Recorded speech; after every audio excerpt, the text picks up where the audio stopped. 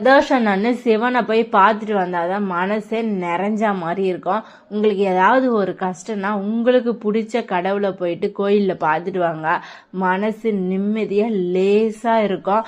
இந்த ஃபீல் கடவுளை தவிர கோயிலை தவிர வேற யாராலையும் தர முடியாது. மனுஷங்களுக்கு பார்த்தீங்கன்னா பிரச்சனை எங்கேருந்து எப்போ எப்படி வரும்னு சொல்லவே முடியாது.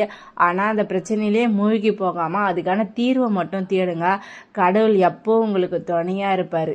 இந்த கோவிலை பற்றி ஒரு விஷயம் சொல்லி ஆகணும். இந்த கோவில் எங்கே இருக்குது பார்த்தீங்கன்னா சோழவரம் பக்கத்தில் செம்பிலிவரத்தில் இருக்குது. இந்த கோவிலுக்கு எதிரில் குளம் இருக்குது. பார்க்கவே நீட்டாக சூப்பராக இருக்குது. இந்த குளத்தை சுற்றி வீடு, பௌர்ணமி நிலாவை இந்த குளத்துக்கு மேலே பார்க்கும்போது அவ்வளோ சூப்பராக இருந்தது. இந்த குளத்துல மீனும் இருந்தது, அதுக்கு பொரியும் வாங்கி போட்டோம். மேலே பேர்ட்ஸ்லாம் பறந்து பார்க்கவே சூப்பராக இருந்தது.